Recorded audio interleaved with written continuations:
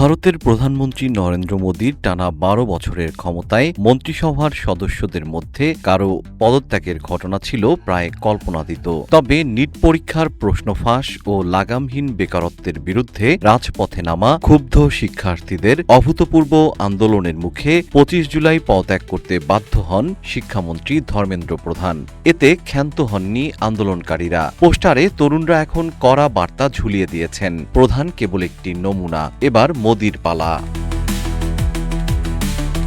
সোনম ওয়াংচুককে আটক এবং দিল্লিতে শিক্ষার্থীদের উপর পুলিশি দমন পীড়নের পর দাবানলের মতো ছড়িয়ে পড়ে এই আন্দোলন। মূলধারার গণমাধ্যম ও সামাজিক মাধ্যম ফেসবুকে সরকারের নিয়ন্ত্রণ থাকলেও তরুণদের প্রধান হাতিয়ার হয়ে ওঠে ইনস্টাগ্রাম। আন্দোলনে পুলিশের লাঠিচার্জের ভিডিও আর ব্যঙ্গাত্মক রিলস মুহূর্তেই কোটি কোটি মানুষের কাছে পৌঁছে গিয়ে সরকারের হিসেব নিকেশ ও দম্ভ ভেঙে দেয়। ককরোচ জনতা পার্টি সিজেপির ব্যানারে সংগঠিত এই গণজোয়ার মোদী সরকারকে নজিরবিহীন চাপে ফেলেছে।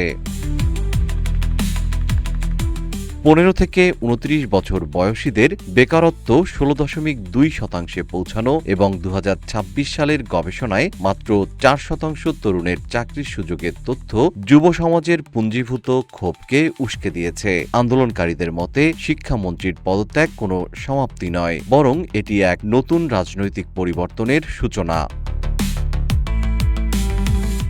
যদিও পুলিশি লাঠিচার্জ, ছররাগুলি এবং শতাধিক শিক্ষার্থীর বিরুদ্ধে গুরুতর মামলা দিয়ে পেছনের সংগঠকদের উপর নিপীড়নের চেষ্টা চলছে, তবুও দমে যাওয়ার পাত্র নয় এই প্রজন্ম।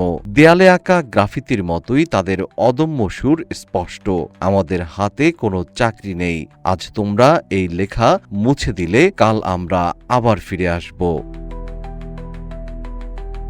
জিএম শিহাব, রূপালী বাংলাদেশ।